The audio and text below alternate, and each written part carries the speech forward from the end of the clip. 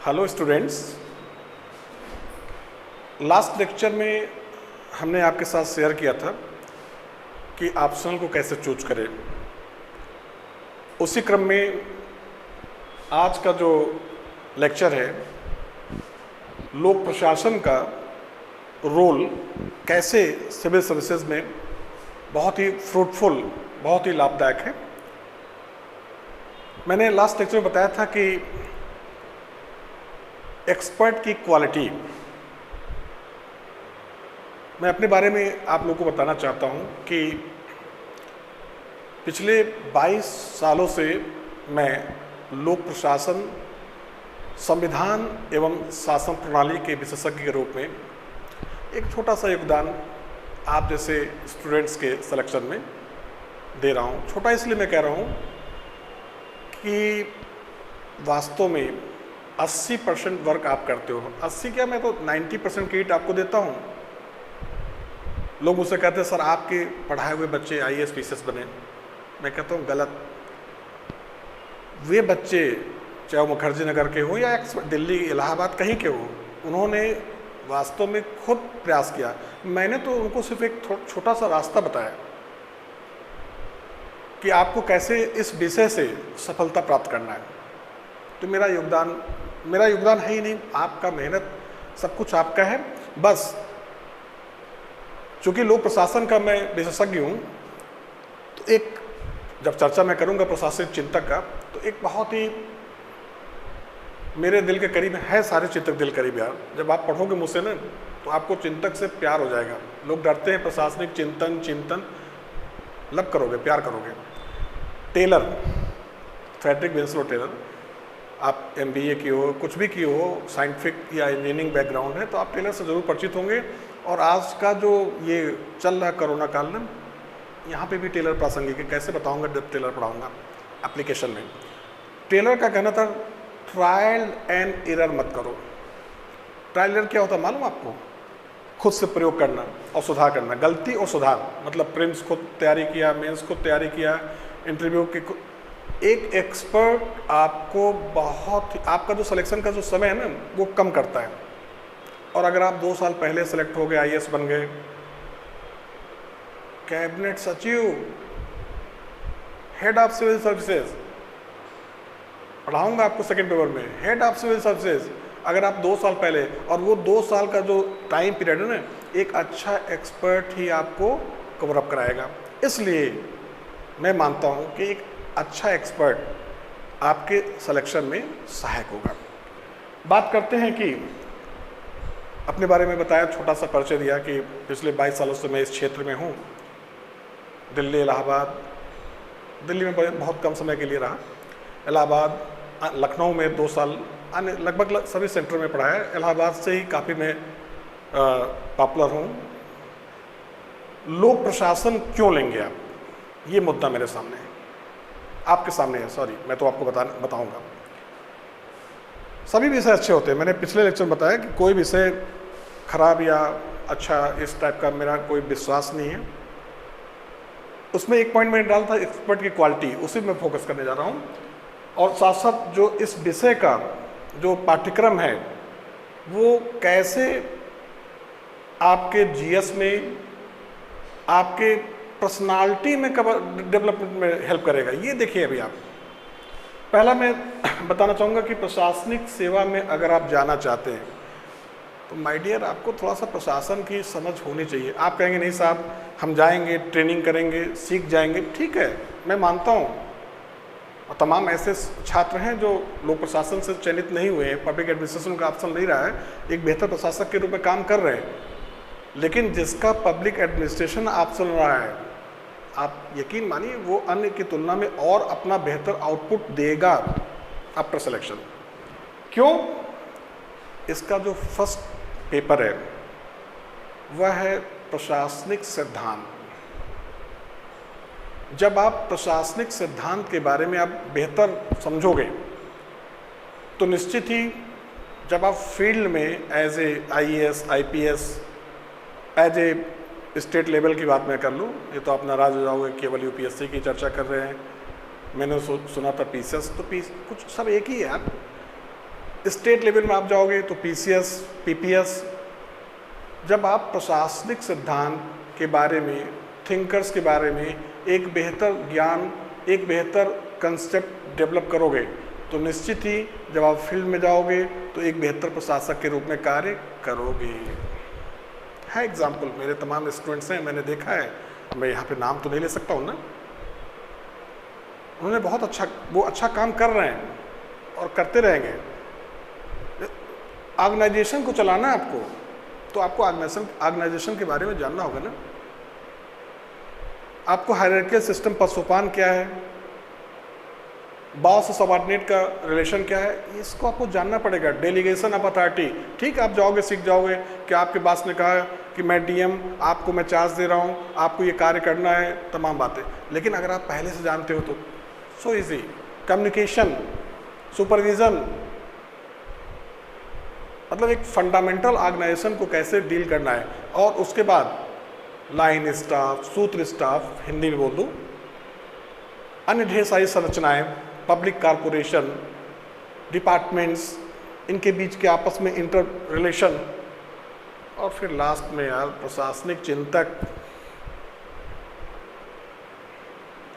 प्रशासनिक चिंतक जब आप पढ़ोगे तो अगर आप समझ गए तो आपके जीवन के जीने की शैली बदल जाएगी, मैं आपसे वादा करता हूँ। बहुत आगे आप सिविल सर्वेंट के रूप में बहुत आगे तक आप काम करोगे देश के लिए, क्योंकि यार अल्टीमेटली देश सेवा, समाज सेवा ही सिविल सेवा के रूप में आपको करना है। तो ये चीज़ें अगर आप यहाँ से सीखते हैं तो आप एक बेहतर तरीके से उसको अपने कैरियर के क्षेत्र में, प्रोफेशन के क्षेत्र में एक बहुत बेहतर तरीके से आप उसको प्रेजेंट कर सकते हैं। पाठ्यक्रम संक्षिप्त नहीं, संक्षिप्त मुझे नहीं मालूम, मुझे सिर्फ ये मालूम है कि 3 से 3.5 या 4 महीने में इसके सिलेबस को कंप्लीट किया जा सकता है। लेकिन आधा महीना और मुझे दो ना, आप 15 दिन और दे दो भाई। क्यों? सिर्फ पढ़ाना ही मेरा काम नहीं है। आंसर राइटिंग करवाएंगे कि नहीं करवाएंगे आपके साथ? आपकी कॉपी चेक होगी कि नहीं चेक होगी? आपके अंदर हम राइटिंग स्किल डेवलप करेंगे नहीं करेंगे? यूपीएससी या पीएससी में जो प्रश्न पूछे जा रहे हैं या पूछे जाएंगे उसके बारे में फ्रेमिंग होगी कि नहीं? तो इसके लिए मुझे लगता है कि थोड़ा सा समय और होना चाहिए। तो पाठ्यक्रम इसका संक्षिप्त है और मुझे लगता है कि अगर मेरे साथ आप 4 साढ़े 4 माह जुड़ते हैं तो एक अच्छा इसमें यूपीएससी और पीएससी दोनों में आप एक अच्छा अप्रोच डेवलप करेंगे और निश्चित ही आपको अच्छे मार्क्स मिलेंगे। अच्छा, ये भी बात है जिससे मैंने तीसरे पॉइंट में लिया है, कंसेप्चुअल अप्रोच। कुछ नहीं रटना आपको, ये रटने का विषय नहीं है, चाहे आप साइंस स्ट्रीम के हों या आर्ट स्ट्रीम के हों। अगर आप सावधानी पूर्वक सुनते हैं लेक्चर को, सावधानी इसलिए मैं कहता हूँ कि आप लोग एक्चुअली में होता क्या मैं बता दूँ ना, मैं भी तैयारी किया हूँ, मेरे भी जब आप तैयारी करते हैं ना तो शुरू में सोचते हैं कि मुझे पहली बार में ही टॉप कर देना है। अच्छी बात है, मेरी वेल विशेष से आप टॉप करो, लेकिन जब आप क्लास में बैठते हैं तो एक्सपर्ट का जो 2-2.5 घंटा होता है ना, 2-2.5 घंटे में आप कहाँ से कहाँ सोचते हैं। मतलब एक्सपर्ट के लेक्चर को छोड़कर बाकी चीज़ें आप सोचने लगते हैं। इसलिए मैंने कहा कि अगर आप कंसंट्रेट होके अगर आप क्लास में बैठते हैं, कहीं कोचिंग करिए आप किसी भी एक्सपर्ट से, उसकी बात को सुनिए, चिंतन करिए। आप लोग चिंतन नहीं करते, चिंता करते हैं कब सिलेक्शन होगा, कैसे होगा। अब मैं यहाँ पे गीता के आधार वाक्य को दोहराना नहीं चाहूँगा, कर्म करिए फल की चिंता मत करिए। आप कहोगे साहब ये तो कहना बड़ा आसान है, लेकिन जो हमारे गार्जियन हैं जिनको मैंने सपना दिखाया है कि मैं मुखर्जी नगर या इलाहाबाद जा रहा हूँ, आईएएस बनूंगा, वो बेचारे सोचते होंगे ना कि बेटा आईएएस बन जाएगा, दहेज में कितने करोड़ मिलेंगे। हालांकि इस मन से कहना थोड़ा उचित नहीं लगता, लेकिन ये आपने सपने दिखा दिए।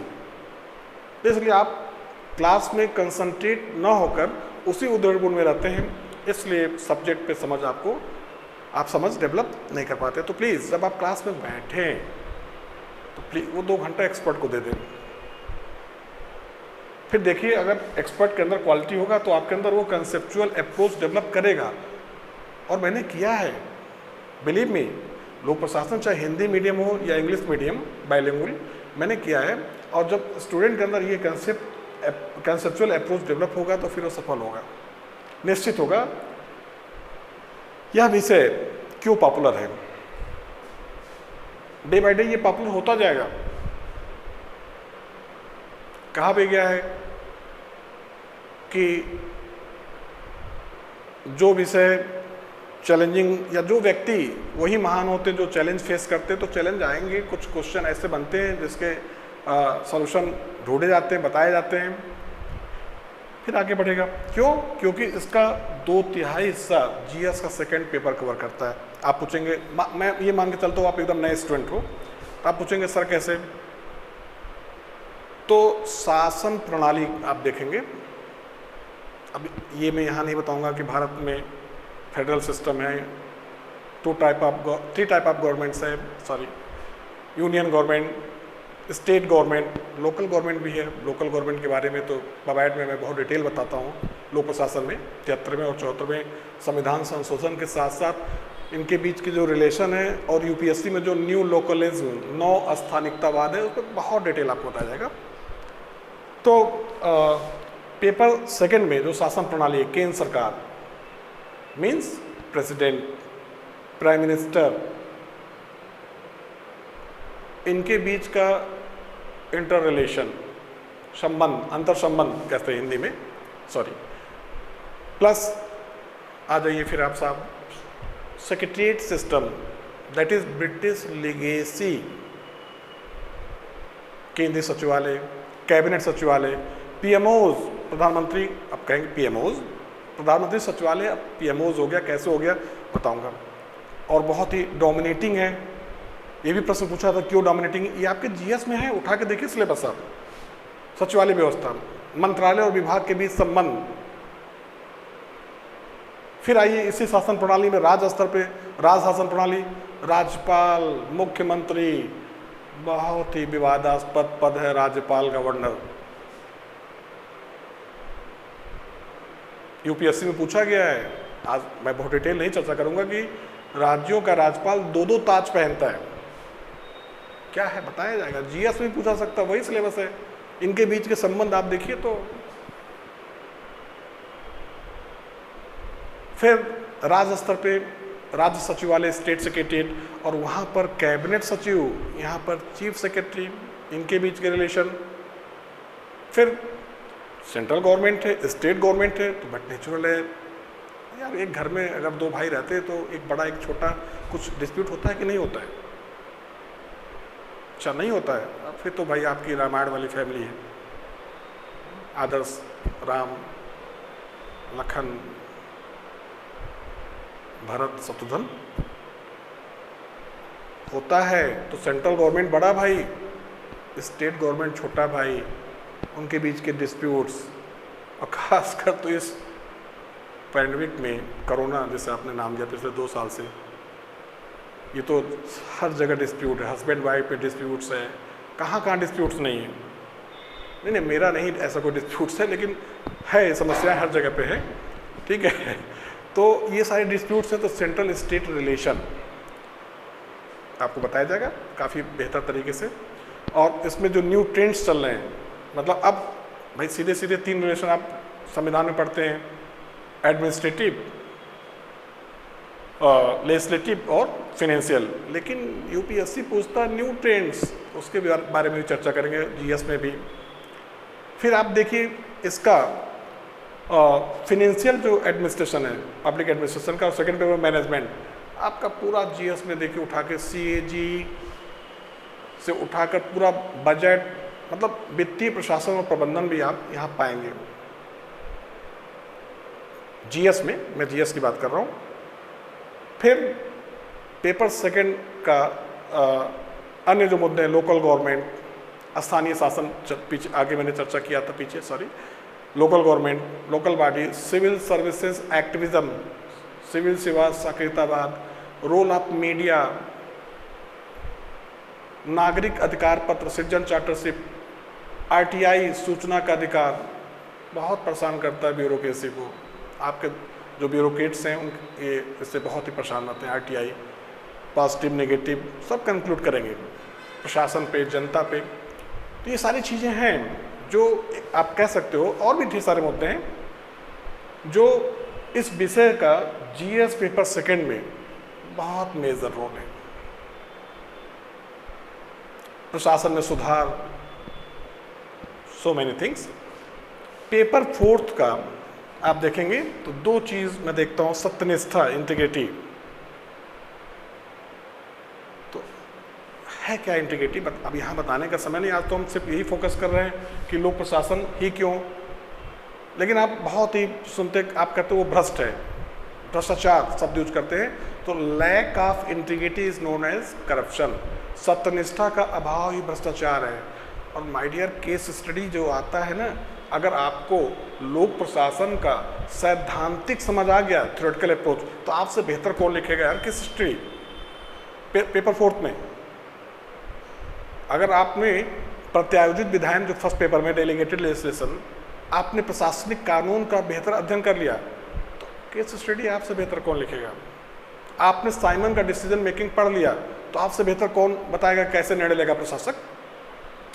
एक्स वाई जो घटना है उसमें तमाम ऐसे क्वेश्चन बनते ना केस स्टडी में, आपको बेहतर, आप सबसे बेहतर लिखेंगे।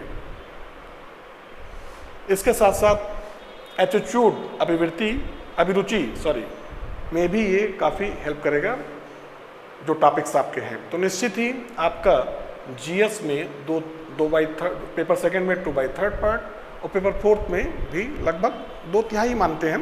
इंटीग्रिटी को छोड़ दिया जाए, 3 पार्ट है, 2/3 कवर कर रहा है। तो ये प्लस है।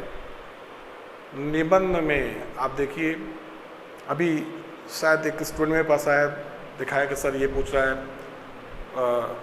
जुडिशियल एक्टिविज्म, निबंध पूछा गया, न्यायिक सक्रियतावाद और उसका स्कोप क्या है। ऐसे बहुत निबंध हैं जो पबैट से ही या सेकंड पेपर से ही कोरिलेटेड होते हैं। अच्छा, आपके अंदर अगर इस सब्जेक्ट का एक समझ हो जाएगा ना, तो आप इस टॉपिक्स पे बहुत ही अच्छा निबंध लिखेंगे। यहाँ पे आपको पे करेगा, प्लस इंटरव्यू में इसका बहुत बड़ा रोल है। मैंने कहा यहाँ पे, इससे शायद किसी लेक्चर में बताया था कि पर्सनालिटी डेवलपमेंट करता है, शायद पिछले भी लेक्चर में मैंने बताया था। तो निश्चित ही साइंस बैकग्राउंड के होने के बावजूद मैंने इसको ऑप्ट किया था सिविल सर्विसेज में, तो काफ़ी मुझे लगा कि हाँ, ये आपके व्यक्तित्व विकास में भी सहायक है। और जब आप LBS में जाएंगे आफ्टर सिलेक्शन, तो ढेर सारी चीज़ें आपको पढ़ाई जाएंगी, IPC CRPC एक्ट के साथ साथ लॉ, कल्चर, लेकिन उसमें एडमिनिस्ट्रेटिव अप्रोच का बहुत बड़ा रोल रहता है। तो निश्चित ही यह विषय जो सिविल सेवा में सिर्फ सिलेक्शन में ही नहीं सहायक है, बल्कि सिलेक्शन के बाद भी आपको इस विषय का बेनिफिट मिलता रहेगा।